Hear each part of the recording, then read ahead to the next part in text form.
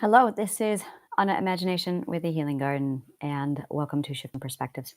I was watching the video after I recorded it, and I was going through, and I was really stuck on what it is we are supposed to be mastering at all of the stages. And if you watched the video, by the end of it, I was like, all right, I think I have this kind of figured out. And then after the video, I sat down and I wrote it down, and I was like, all right, this is it. So in the first stage, I skip that because the first stage is literally when you are 1 years old and you're an infant. And yeah, you're just 1 year old and you're an infant. And honestly, it's been a long time since I've been there, and I really don't know what the purpose of the first. It's just a I don't know. I That's just the caregiver stage. That's when we're children. I'll pick that apart later. For me, that's not mental and that's not interesting. So if it's not mental and interesting, I'm kind of like, eh. But so on to the second stage. The second stage is about community. That's what you're mastering is community. Where you fit with that community, your relationship with the community, and how your role is with that community, what you're doing for the community, which is why communism is so focused on that stage too. It completely encompasses that stage two mentality. That is all about the community. The third stage is all about the self. You are supposed to be mastering the self.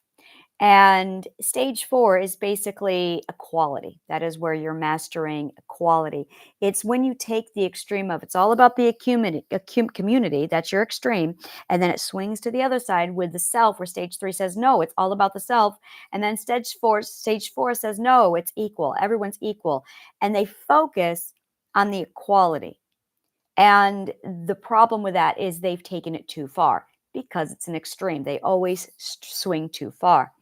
And then stage five focuses on your autonomy, your ability to define yourself and self govern you separate from stage four, which is all about equality and fairness.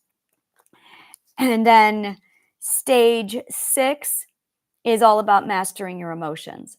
And good God, at stage six, you really do need it. Stage six is refining all of your emotions, making sure that you have mastered them. And when you've mastered your emotions, it's funny because there is this common belief that once you've mastered your emotions, you'll live a peaceful life. And what really happens is when you master your emotions, it opens up the door for the seventh stage, which is loneliness, pure isolation, which is why you have your communication taken away from you. It's because you have to experience a total sense of basically it's you versus the universe, and you spend a lot of time alone with the universe. So stage 7 is about mastering loneliness. Once you have mastered loneliness, the only way to get out of your loneliness is by mastering communication. And that's where in stage 9, I hypothesize that stage 9 is the balance of your loneliness and communicating so that you can have people in your life. 8 is all about communication. That's when you master and put the fine point on communication. So it's interesting because if you look at school, at grade school, grades 1 all the way up to, well, grade school, basically grade school is structured so that we talk about the community, what we're doing for the community and for our family and for our friends and for the school. We talk about, well, we skip the self. We always skip the self because our society conditions us that the self is dangerous and evil. And then it goes right into playing fair and being equal. There's a lot of make sure you play fair, make sure you follow the rules. And the rules are designed to make sure that everything is fair.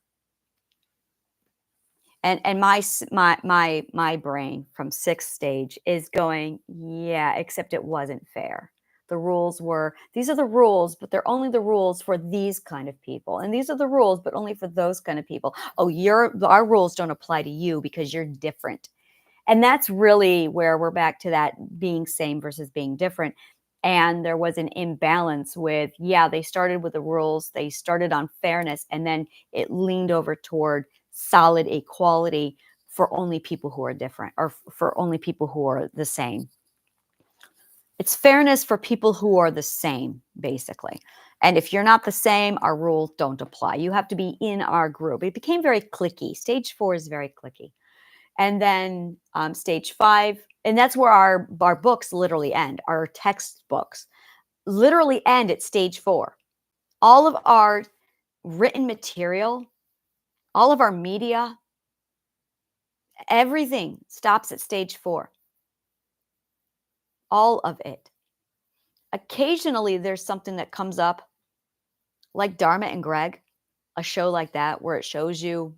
No, it's the fourth perspective interpreting the sixth perspective. It's the fourth perspective showing you what would happen if a fourth perspective married a sixth perspective. And that's the problem. Now you've got the LGBTQ community, by the way, the LGBTQ plus. Oh, those are totally the sixth. LGBTQ is all the six. Those are my people. Yeah, the LGBTQ people are 100% sixth stage perspective. And again, that's where the fourth is really abusive to all the other perspectives. Most perspectives are abusive to all the other perspectives. And there is a weakness and a strength in every, there are weaknesses and strengths in every perspective. Every perspective. The sixth tend to be very condescending to everybody else. The fourths tend to be very superior to everybody else. Notice the difference. 6 is condescending, but 4 is superior. 4 thinks they're superior. 3 is just Lord of the Flies. So it's really interesting to see how, yeah, this is pretty much, this is, by the way, this is perspective psychology. This is all this is. This is perspective psychology. And this is where I love analyzing and pulling apart the differences between all the perspectives. Because once you start to see the differences between all the perspectives, you start to recognize the differences in other people. Once you start to recognize the differences in other people, you get to go, oh, they're from this perspective. Now, this is something that I'm very concerned about because this is going to happen and I don't want it to happen and it's fucking immoral and wrong. Don't do it. Is developing prejudice for the other perspectives. We're going to go through it. I don't want to go through it. If you go through it, you've missed the point. I expect this behavior from stages 5 and under. 5 and 6 are 6 is going to be really good with being mindful of it. 5 is going to be on the cusp because 5 is transitional. So you're going to get some 5-4s and you're going to get some 5-6s. So 5 is going to be split. There's going to be a lot of 5s going, you know, you really should not be prejudiced on the other perspectives. We were all there. You really should not be. There's strengths and weaknesses in all of them. And then there's going to be the stage 5s who sound a lot like stage 4s. Yeah, well, it's not the one I'm in. Well, that person might be in a different perspective, but they're, and then insert whatever labels perspective 4 usually does. Stage 3 is just going to punch you for being different if they have an aggression problem or they're going to withdraw because, well, that's Lord of the Flies. Stage 3 is fucking hell. And stage 2, I don't know what stage 2 would do. I would say stage 2 would be understanding. What would stage 2 be like? Stage 2 kind of goes along with whatever they're told to go along with. Stage 2 is sheeps. That's a label. I shouldn't be using that. Stage 2 is that community mindset, the follower mindset. There's a leader and we're followers. That is stage 2 mindset. So they'll go along with who's ever in charge. They're chameleons, but they're not chameleons. That's another label. We shouldn't use that. I used to call it chameleon because my mother was this way. And now I'm realizing she's not a chameleon. She's stage 2. That's all. That's just stage 2 thinking. So once you start to realize the different perspectives and the characteristics of every stage, you can start to separate. You can start to tell them apart. When that happens, our tolerance is going to significantly increase. That's going to be really nice. I cannot wait for the tolerance to increase. When the tolerance increases, our impatience is going to decrease. When our impatience decreases, we're going to find a lot more understanding. We're going to miscommunicate a lot less because we're going to have the words to say, excuse you, respect my perspective. I'm sorry. You're right. I need to respect your perspective. Keep your perspective off of me. Keep your perspective off of me. You are talking from X perspective, and I am at Y perspective. You do not get to tell me what my perspective is. You're not in it. Excuse you, but you need to keep your perspective off of me. When you find someone who vibes with you, that is 6-stage talk for, here's the actual words. Let me see if I can find it for you for the 4th stage talk. Clicks really well. When they vibe with you, 6-stage talk, they vibe. When they vibe with you, they click with you. When they click with you, or you're my girl. That's the other one. Oh, you're my people. There you go. Stage 4, stage 5, say, I like them. They click real well with me. Yeah, we got along really well. We hit it off. That's what stage 4 says. We hit it off. Stage 6 says, I love their vibe. They're my energy. That's stage 6 talk for the same thing. We use different vernacular. We use different vocabulary for different perspectives. And that's what's causing the communication error. We're literally speaking different languages among each perspectives because our perspective shifts around a different focal point. Each perspective has a foundational focal point. And when you have your foundational focal on X, you're going to revolve your entire world around X. But when you shift, you are shifting your entire focal point from point A to point B. It's like you're on a ship and it's stage 4 ships. Woo! And then you jump over to stage 5 ships. And stage 5 ships speak a different way and they prioritize things differently. And then stage 6 ships prioritize differently over there and they think differently. Everyone prioritizes differently. And this is it. It's an order of what you prioritize. And with that priority, your ethics change. And with those ethics, excuse me, your ability to communicate, your vernacular changes. So those are the 3 things that we are seeing in every perspective, which is why when your parents are all 4s and you move on to a 6, there's a perspective gap. I talk about this in my YouTube channel, perspective lingo, or perspective language, the 8th perspective. If you take a look down and in one of my playlists, I talk about all of these different definitions, and this is it. I have this right now in, this podcast that I'm doing right now is going to go into that because every time I talk about perspective psychology, it slides into that. That way you can just study perspective psychology. So there's prioritizing, there's ethics, and then there's communication. So what you're really doing when you shift a perspective is you are actually shifting your entire ethical core and your priority. And with it, you're going to get a new language. And the more you advance, other people stay at different stages. We all go along different stages. Now, in school, we're told everyone has to be at stage 1. Everyone has to be at grade 2. Everybody has to be at grade 3. And there are expectation lists. Thank you. Compliments of stage 4. We're not doing that yet with the perspectives. I don't think we should. I'm telling you, don't fuck this up. Don't touch it. Let nature do what nature needs to do with this. We control our children and tell them what they should be. That's perspective abuse. We then put everybody into little glass boxes and make sure everyone advances at a certain stage through school. No, wrong. We should never have done that. Now you got comparisons, competitions, people feeling like they're failures because they're not advancing at a faster pace. Now we're comparing our progress. Why are we comparing progress of all things? So we're not going to do that with perspectives. Don't do it. The minute I'm going to get real loud, the minute I see anyone start to put categories onto these perspectives so that we have to all hit milestones at certain ages for our development, don't you dare do it, stage 4. I'm watching you. No.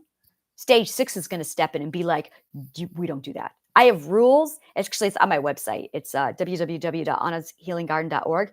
And if you go to Anna's Creed, and if you go down to my creed, I actually have a list of like 10 rules for perspective law. And one of them is you respect other people's perspective. There is no perspective abuse. You do not tell other perspectives what they should or shouldn't do, but you don't mock other perspectives either. So that's huge. And the other one that I'm going to be adding to this is this needs to be left alone to nature because nature gets it right. Man fucks it up. So when man tries to do the job of nature, it fucks it up. Man needs to really not play God on this one. As long as we are aware of it and we are left alone to, yeah, it'll go a lot easier. It'll go a lot smoother.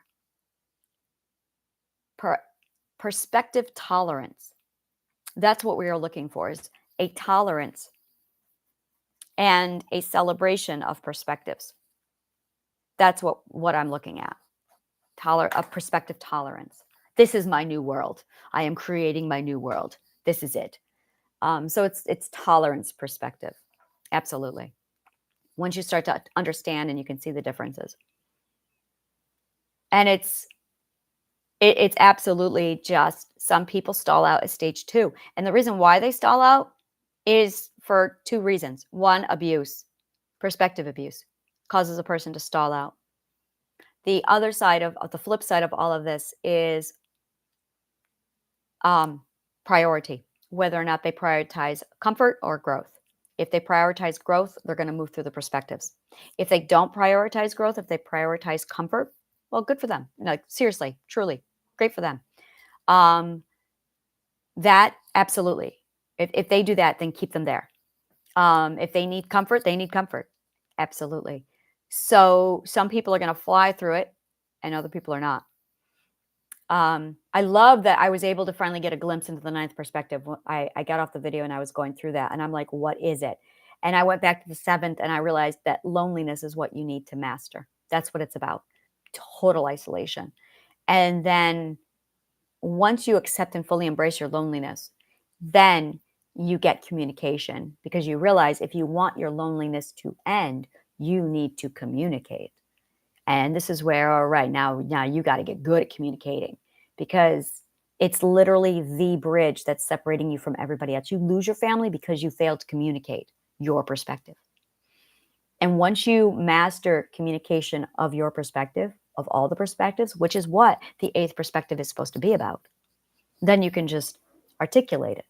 Now, the 6th perspectives are obsessed with something called the Akashic records. I don't know what these things are. I have no clue. I don't touch them. I don't like them. I have had people really come at me with the Akashic records, and I don't like them. I feel like it's another perspective. No, it is.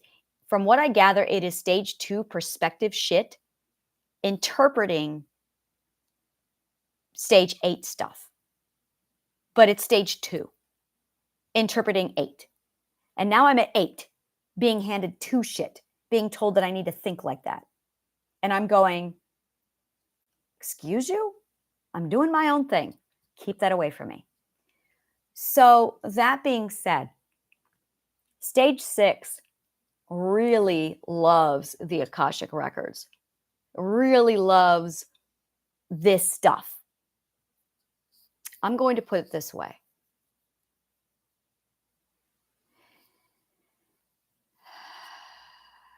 Stage 6 is referred to the 8th perspective as the God stage.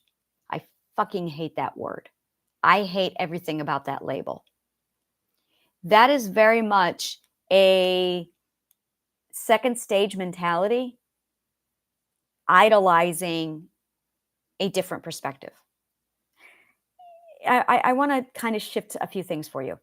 When you look at the different perspectives, how we interact, one of the perspectives is very much, I see it very much as a parent-child. And maybe that's wrong. That is wrong. Oh, that is wrong. That's all patriarchy stuff, forcing perspective onto other people. The example I was going to use was, you have a child and you have a parent, and the parent lords their perspective over their child.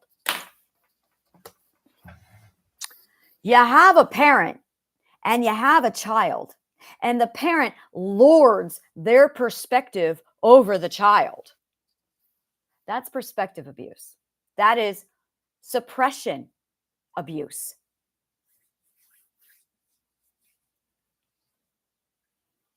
I can see us very easily going through a stage where that's what we do. And I'm trying to like derail it now.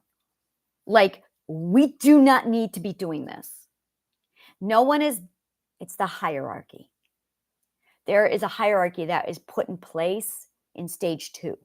That's from the community concept. The community mindset is everybody's got a role, everyone's got a place.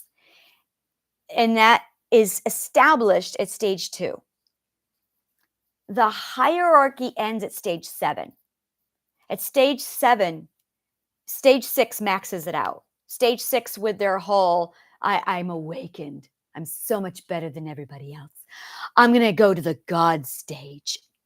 Reel it in, stage 6. Reel that in. Stage 7. Stage 7 is when you realize there is no hierarchy and you throw it out. You completely throw it out. That's when you actually achieve equality. And I do mean, I am no better than my cat.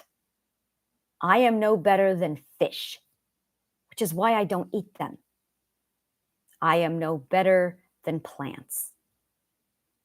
We're talking equality. So the hierarchy ends. You don't get to, the hierarchy dies with the patriarchy. It dies with the matrix. It stays inside the matrix. So if you're thinking of hierarchy in your brain, you're thinking the matrix.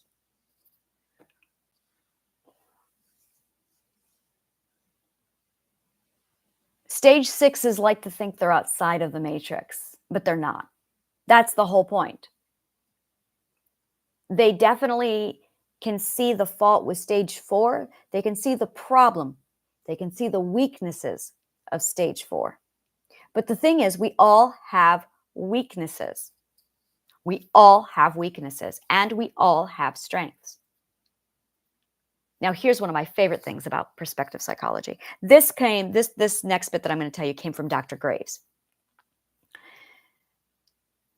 The material, the jobs of stage 4s, stage 1 through 4, have to hire stage 5s and 6s. Stage 5s and 6s can't do the jobs of stage 4s and 3s. They have to hire them. They need each other. It's symbiotic. Hello. The whole damn thing is symbiotic. Now I'm going to expand on this, and that's my stuff. This whole damn thing is symbiotic. It's not a hierarchy. It's a symbiosis that we're in. Is that a word? I need to look that up. Is that a word? It feels like a word. It is a word. Interaction between two different organisms living in close physical association, typically to the advantage of both. Okay, great, fantastic. Symbiosis, but it's not 2, it's 8. There are 8 things here. We are a symbiosis. So when you're in a hierarchy mind, that needs to end. At stage 7, we become a symbiosis. And when you realize we're a symbiosis the whole time, we really need to talk about this, because when you're a symbiosis and you're beating up on each other because of your differences, you're ruining the symbiosis. You're hurting the fucking system. And the system in this case is not the patriarchy, it's the whole goddamn thing. I call it the energy pool. Because, well, that's why I'm studying physics, is because I'm trying to figure that out. But it's symbiosis. And I see this dog with its leg in its mouth, on its own leg. And it's like, what are you doing? It's different.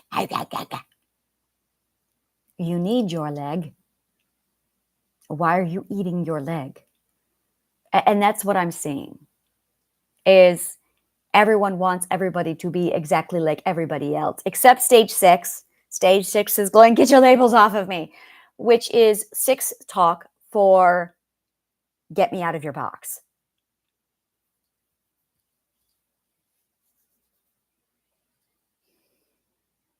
Well, yeah, we're a symbiosis. You trade the hierarchy for the symbiosis.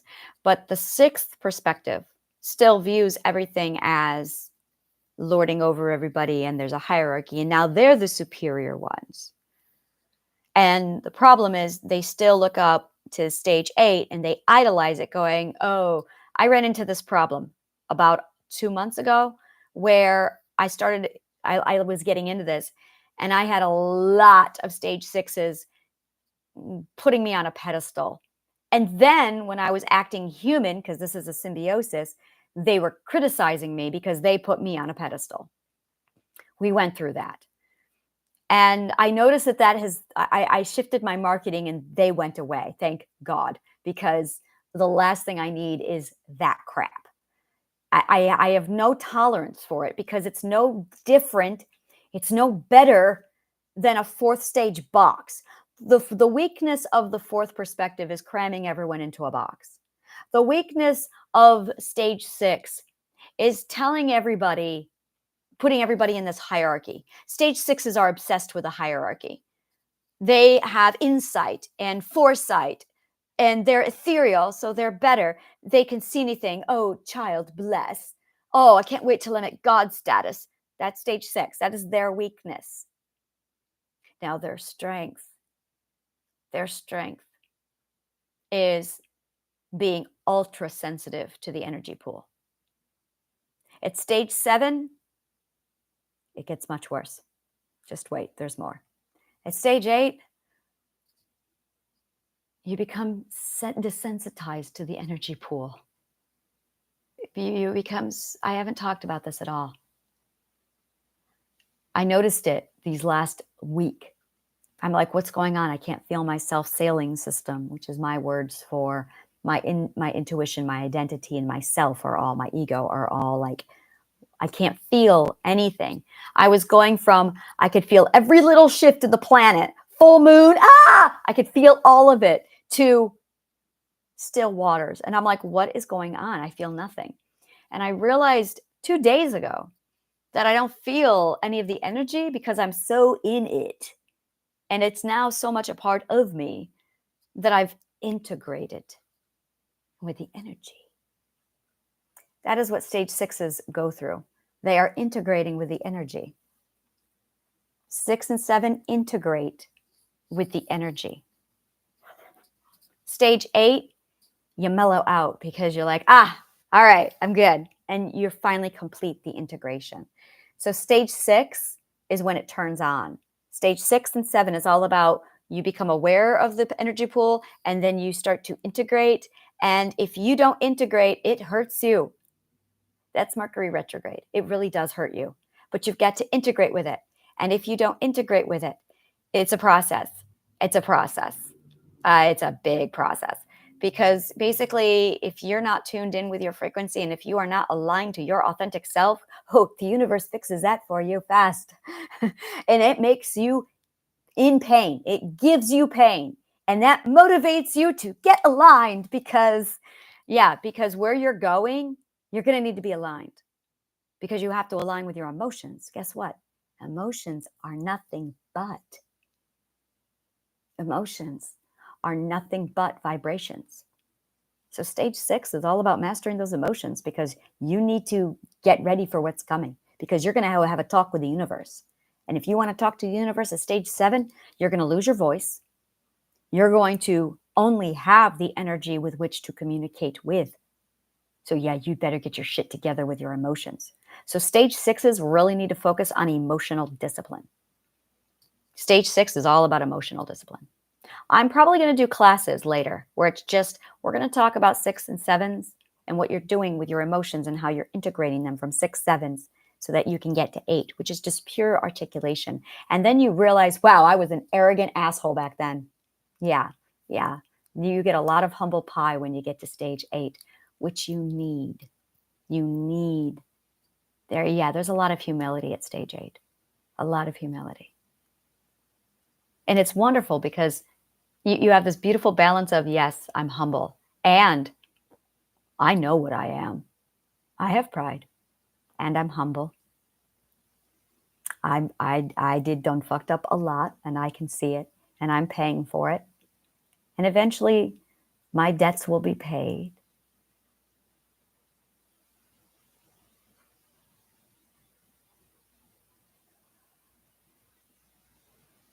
My karma bank will be balanced.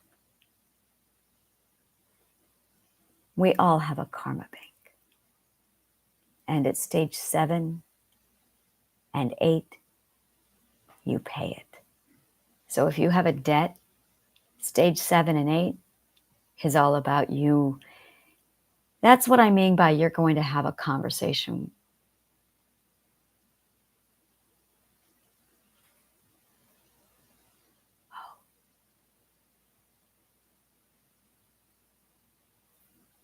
Judgment Day. Standing before God, accounting and atoning for all your balances. It was a metaphor for. And the Bible was written in metaphor because they lacked the articulation.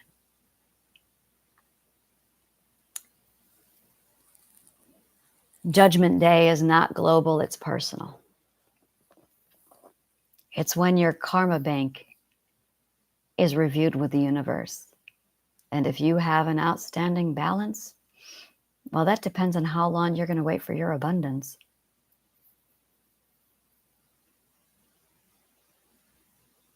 Do you hear what I'm saying to you? If you have a vast karma bank with debt owed, you're going to wait a long time for your abundance. And if you have paid a lot into your karma bank, the abundance will come to you. But you're going to go through stage 7, which is weighing your karma bank with the universe. So you're going to learn patience at stage 7. You're going to learn a lot of patience at stage 7.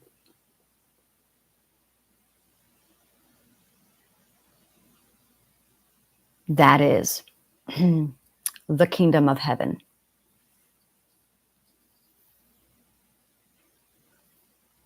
The kingdom of heaven is when abundance is given back to you because you've integrated with the universe, stage 6 and 7.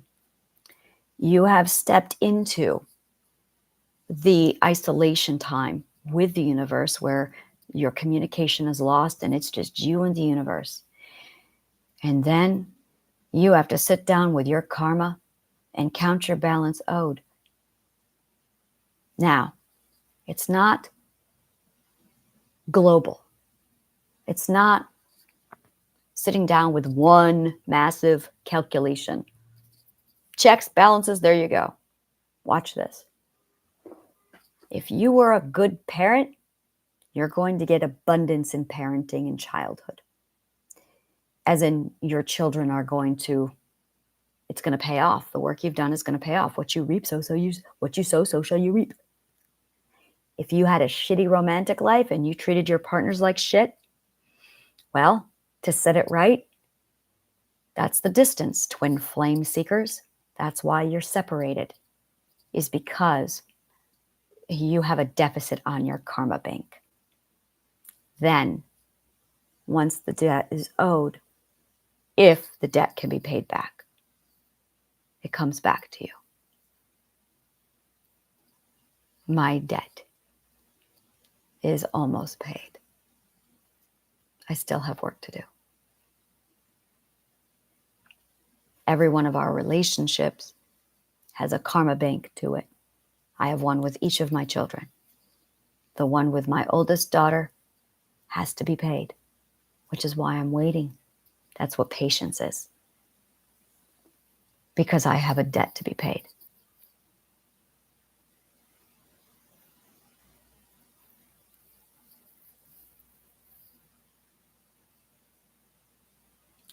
I am a firm believer that I have to suffer and go through periods of patience so I can have these epiphanies.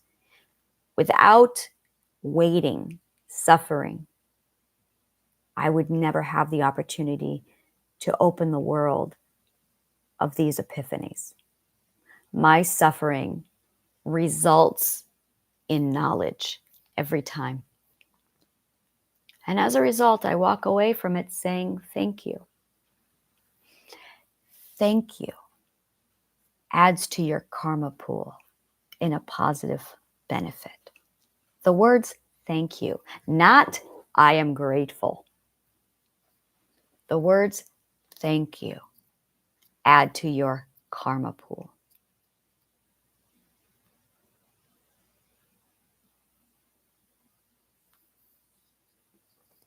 I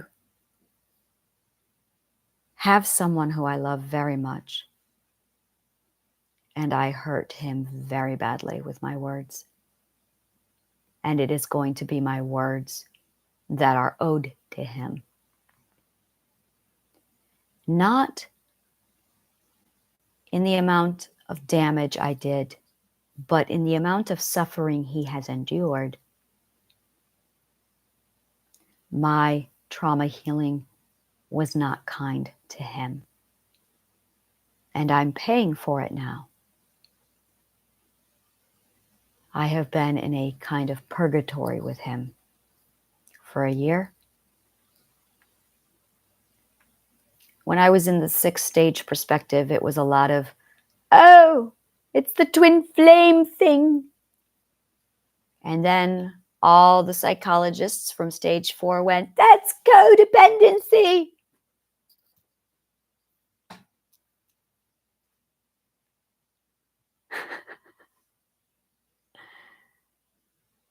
And the stage 8 in me goes, no, that's spiritualism.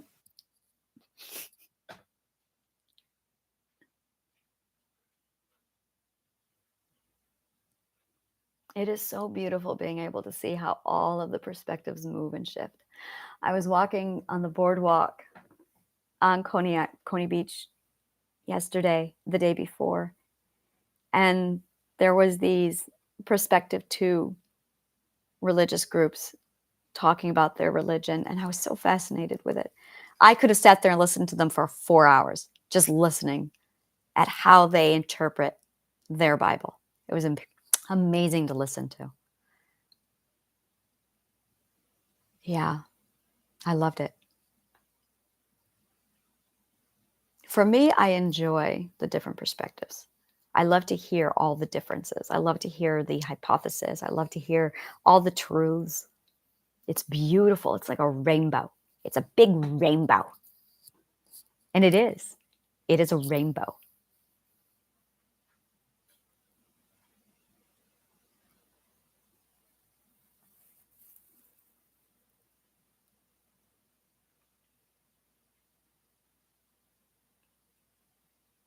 Every time someone comes to me with a religion, I can hear if they're talking to me from the 2nd stage, the 3rd, the 4th. Every time. The 5th or the 6th. I can hear material that was written in the 2nd age. The Bible was written in the 2nd age.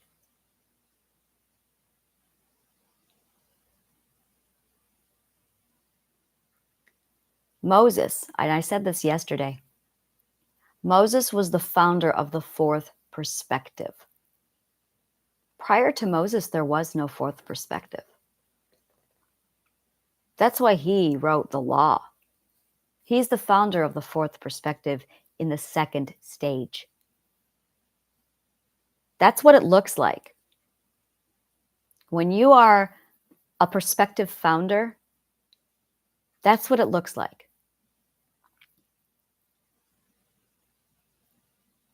Jesus was the 7th or 8th I am certain Jesus was the 8th perspective. I think Jesus was the 9th perspective. I think Jesus was the 9th perspective. Now that I'm at 8th, it's funny because when I started, this is funny. When I was at the 7th perspective, I was looking at Jesus going, he's 7th. He's 7th. And then I'm starting to familiarize myself with 8 and I'm going, oh no, because I read the Bible and I went, whoa, it's different now. Holy shit. The Bible is written for the 8th stage perspective. Absolutely, it's the 8th stage perspective. It's all in code. It's all in metaphor. It's 100% metaphor. And it is like, wow, this thing is awesome now. So hearing a 2nd stage translate the 8th perspective is like, okay, interesting. And then hearing the 3rd or the 4th, okay. The 5th, give it up. They go, no, I don't need it anymore. And the 6th come back to it and go, there's so much truth here. And I'm going, okay. And I'm looking at the 8th perspective, reading it now, going, oh, holy shit. This is amazing. But it all had to be done in metaphor because they lacked the vocabulary. Which is why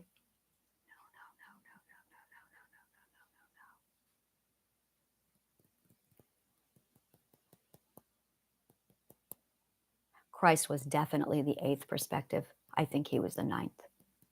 Christ was the 9th. He was the 9th. He was the 8th or the 9th. But the people who wrote it, they were 6 and 7s. So it's written by a 6th or a 7th, and it was interpreted by a 9th. So the 9th told the 7th what to write in the second age.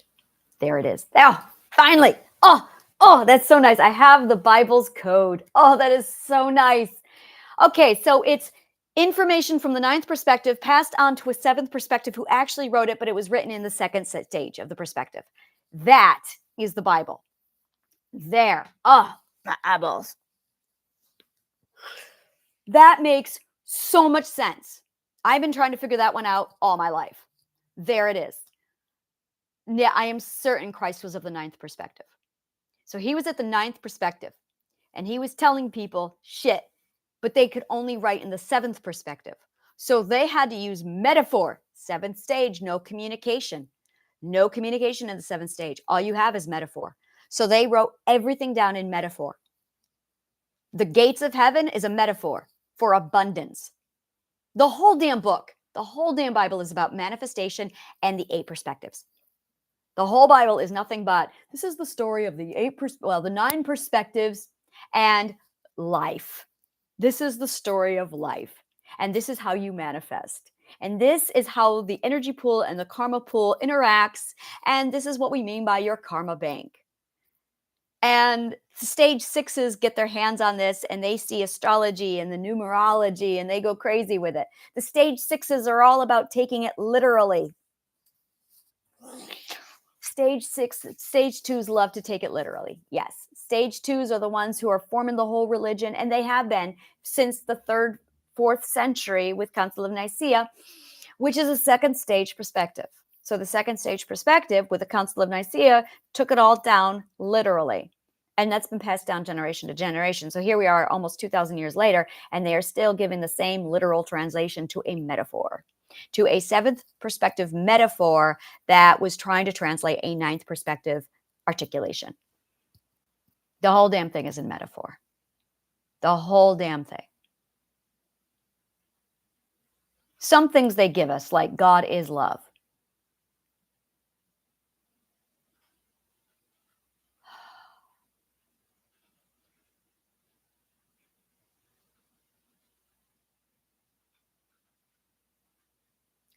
I was going to write a letter to my dear one, and I decided instead to wait.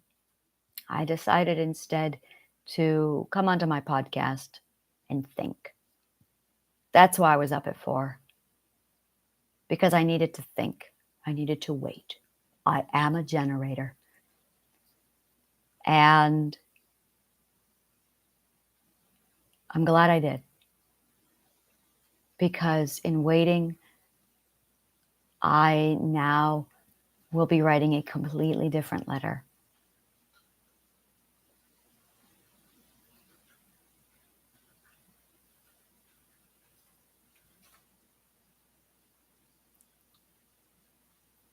I do not know what perspective my partner is. I think he's been a perspective 8 his whole life, but he lacks the vocabulary.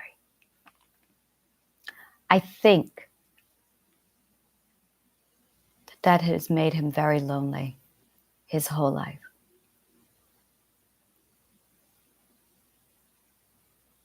That he's stuck in stage 6 or stage 7 or 8.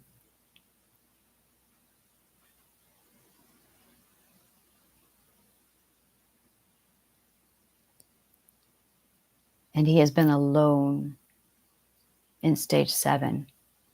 You can stall out at any stage. I know people who are stalled out at stage 2. I know people who are stuck at stage 3. If you suffer from severe violent and anger issues, there's a good chance you are stuck in stage 3. If you are obsessed with the politics, stage 4. Stage 4, 3, Twos do not value growth. It's a fluke. Most of them do not. If you value, no, they do not value growth. That's not their priority. Their ethical perspective by the time they were 4 was not anything beyond stage 2, 3, or 4, which is why they're still 2, 3, or 4, because they don't value growth. Stage 5s value growth and education. Growth and education is when it becomes a priority at stage 5, which is why our education system in America sucks right now, is because stage 4s are running shit, and stage 4s don't prioritize education, so they just keep cutting it away. Once stage 5s step in, once millennials inherit the earth, oh, please hurry. I'm waiting for you, millennials. I'm rooting you on, because the millennials are the ones who's going to be shifting everyone, because the millennials are the 5s and the 6s. And because there are so many of them, as soon as, this is horrible to say, but it's true, as soon as we see the baby boomer generation pass, the millennials are going to inherit the earth. And when they do, we're going to see the end of stage 4, because the majority finally drops. The majority will then become the 5s and the 6s. That is when we're going to see a huge shift. When the shift happens, we're going to see a massive shoot of entrepreneurs. We're already seeing it. When the entrepreneurship happens, the 9 to 5 is going to become a foundational job. Foundational jobs are basically your 9 to 5 to accommodate perspectives 1 through 4. And those are the jobs that 5, 6, 7s, and 8s can't do. It's a symbiosis. It's a symbiosis. So we will always have somebody who does, wants, needs, values 9 to 5 jobs, the marketplace, farming, factory work, but it's going to be done ethically when the 5s and the 6 takes over. The 6 more so. The 6 are all about ethics and making sure everyone is ethical and everyone's rights are preserved. They take it too far, to the detriment of their own identity being sacrificed. That's what they got to work on. But stage 5s are going to completely redefine how we do entrepreneurship. It's going to be beautiful. They're already starting. And what we're seeing is there's a lot of 5s who function like 4s. There's a lot of 5s who put out their companies like a 4 model. That is your Reaganomics. That is 5 acting like a 4. That is when you have a business model, well, you got to do your funnel. You got to do your marketing. You got to do, yeah, there you go. That's all stage 4, but it's stage 5. Now we're getting to a point where stage 5s are going, why am I doing it this way? Throw that out. Let's reinvent the wheel. Let's do our own thing. Why are we using a wheel? Let's use a pulley system. There you go.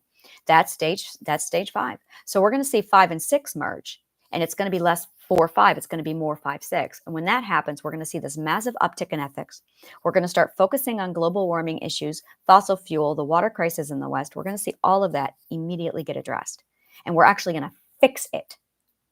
And while that's all going on, the 5s are going to completely redefine the system as how we view the day job. The day job is going to become obsolete. It's going to go out the window. It's going to become entrepreneurship. And in order to pull that off, you're going to be one of 2 persons. You're going to be a person with an autonomy, or you're not. A person without an autonomy, 9 to 5, you're foundational, and you're going to love that 9 to 5 job. And they're going to be there for you. But the world is going to have a lot of space now for people with autonomy. I am creating a program to help you define your autonomy. So if you want to be an entrepreneur, you can build and put together your own career, your own everything from your own imagination and dreams, and then build it from your dreams down. I will be working on that's yes. And this model that I'm designing is literally going to be designed for, this is how you tap into the resources inside of you so you can build your future. And it can be anything you want. And it's just the psychology of what you need to do, psychologically speaking, to prep yourself for your autonomy stage. So yeah, this is my happy place. Yeah, stage 5 is like, woohoo, this is what I'm going to be doing. So we're going to see that change. That's going to be awesome. So when that happens, you're going to see 5 and 6. God, I'm so glad I studied sociology. So 5 and 6, that's when that all comes in. That's exactly what's going to happen with that shift. And then there's going to be people who want to go on to stage 7 and 8. Those are visionaries. When those people want to go on to 7 and 8s, those are people who basically think this shit up. These are the people who, yeah, You can be an entertainer, you can be a writer at a stage 7 and 8. It just raises the bar. Instead of us generating a bunch of stage 4 material, we're going to be generating stage 7 and 8 material. So our entertainment isn't going to be stage 4 material anymore. It's going to be stage 8 material. So instead of movies like Marvel Comics, we're going to see movies like The Matrix. Instead of seeing like Spider-Man, which is stage 4, that's stage 4 perspective. Matrix is stage 7 perspective. And we're already seeing it. We're pushing the envelope. That's what we mean by pushing the envelope. That's stage 4 talk for we're shifting perspectives. Haha. Haha. See that? Yeah. Oh, it is going to be a beautiful, brave new world. Absolutely. Thank you so much for joining me. Go ahead and if you like shit like this, subscribe to my YouTube channel. If you want more shit like this, subscribe to my newsletter. And if you cannot get more of shit like this, I have masterclasses where this is all organized and there's a purpose. And those are available down below. Thank you so much. And may the kindest of words always find you.